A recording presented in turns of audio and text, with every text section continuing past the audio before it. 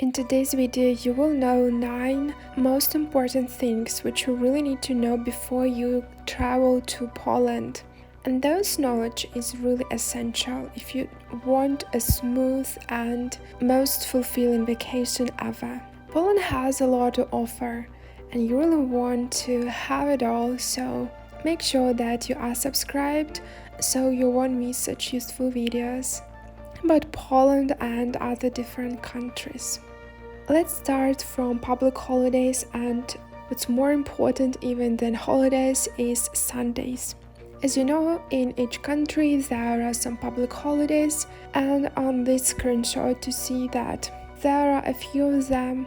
What does it mean for you as a tourist? It really means that most of everything except of cafes, bars, restaurants, and some most tourist places will be opened, other things will be closed. And public holidays with Sundays, they have a lot of things in common because some things are open, and those are, if we are talking about shopping Sundays, trade ban does not include cinemas, restaurants, cafes, small local stores, stores at gas stations, flower shops, pharmacies. You'll see shopping malls which are opened so people can access cinemas and restaurants. You won't see all pharmacies to be opened, but there will be enough pharmacies in each city, so you'll have access to any medicine that could be bought without prescription if you do not have international prescription or local prescription yet. So if you want the most pleasant experience, make sure before you are booking anything, check those dates, whether it's public holidays, and understand that on Sundays, Polish people prefer to spend their time with families, and most activities will be gathered around spending time with their loved ones. If we are talking about money and banks, I bet you already know that the currency in Poland is zloty and it's divided into 100 groszy. You will see coins in 1, 2, 5, 10, 20 and 50 groszy, and you will see coins as 1, 2 and 5 zloty. Notes are 10, 20, 50, 100 and 200 zloty. That's really important just to look at and remember. Personally, I don't think that you will have any issues with physical money ever, but if you'll be talking with some strangers and they could ask you to either divide money or give them some high in hierarchy money, you really need to remember which types of money do exist in real life. Most everywhere, credit cards will be accepted. Most likely, if you'll be lucky and you will join some craft markets, they are usually held on market squares. In most cases, you'll be asked to pay with cash, but this is literally like an exception. ATMs are everywhere. And if you need exchange offices, most often you may find them in shopping malls. There are 3 numbers you really need to know for emergencies. It is police number 112 from mobile phones, fire service 998, and ambulance 999. This is easy, and if you will not remember those numbers, it is also perfectly fine. Just check that you have enough of internet or you have an easy skill to use public Wi-Fi in cafes or shopping malls or so on. So in case of emergency, you will have access to the internet and you'll be able to Google it fast and easily. The other part of emergency numbers is, of course, your embassy numbers. Those are exceptional things that can happen to one in life. I don't encourage you to have those embassy numbers as your emergency numbers saved in phone, but make sure that you really understand how to Google the name of your embassy and probably save the link with every needed information. I believe you all know them. I will leave 2 links for US and UK in the description, and by this example you can find your own link with your embassy if you are traveling to Poland from different countries. The crucial thing that I believe is one of the most important in all experiences abroad is knowing a couple of words. You really don't need much. I encourage you to understand how to say good morning. It is Dzień Dobry, excuse me, Przepraszam, thank you, Dziękuję, hello, hi or bye comes with one word, it is Czesc. Goodbye, it is do widzenia. Yes, it is tak, and no, it is nie. I will leave those words in the description.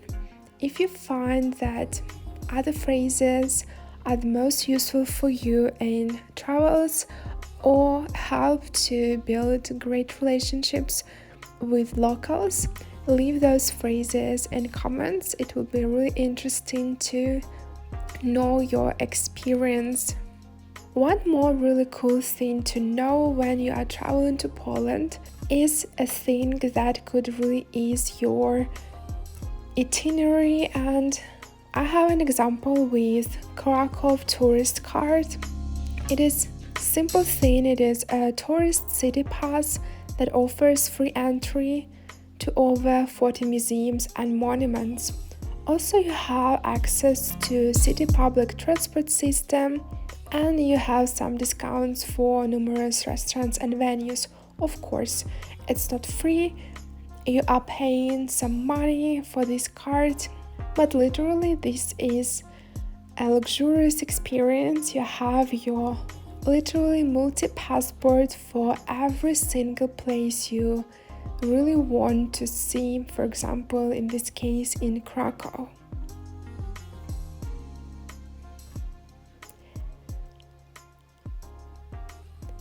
When you are traveling to countries such as Poland with one of the greatest public transportations ever, you really want to experience the city as a local. And Poland has a really great application, comes both for iOS and Android. It is called Jak dojadę, and in those apps you can easily add some money and buy your tickets. And after you buy your ticket, they will be validated, so you won't have any problems with your little journeys within the cities. When it comes to train tickets, when you'll be googling any information how to buy tickets in Poland, you will see different sites with those tickets. What does it mean? It means that there are several providers that are offering train tickets. So there are a couple of companies that own trains, and they are separately selling their tickets. One of those companies is PKP.pl, and I want only to wish you a pleasant journey. Some of them will be quick, some of them will be a little bit longer, but for me, traveling by train is literally a romantic experience. Especially most of the trains have their little places, little cafes where you can have tea or coffee and have some snacks. So this makes all the journeys literally most enjoyable. With taxi, it is absolutely the simplest thing. You may find Bolt and Uber in Poland. Of course, there are some local providers. But if you already have a Bolt or Uber, you don't have to do a thing more. You will be just able to book your journeys within those apps. It is as simple as that. One little thing to talk about is left, and those are tourist offices. I can say that I've seen tourist offices in every city I've traveled, but when you're traveling within Poland, you will see a tourist office with the letter I in most cities, even little cities, in the touristic places. This is literally a place where you can learn every single attraction that this city is proud of. Usually they have printed information in a couple of languages. Usually it is of course Polish, English. Sometimes you have those prints in German. Sometimes there are other languages included. And of course you can buy there some souvenirs, such as like little magnets or postcards. I prefer to buy all those cute postcards I can see. Lots of cities in Poland have their, I would call them totems. In Krakow, this is a dragon. In the city of Sosnowiec, this is a literally T-Rex, dinosaur, and lots of other cities have their stories and have their little totems, and they use it of course in those souvenirs, which is really cute. An awesome thing when you are collecting something from your journeys. And those were all 9 advices and things for you to know before you are planning your very first trip to Poland. I wish you all the best. May your vacations will be endless. You'll have only bright and enjoyable emotions from them, and of course pictures. We need pictures. And I encourage you to subscribe to my channel and join me to new adventures that are coming within this channel. See ya, bye!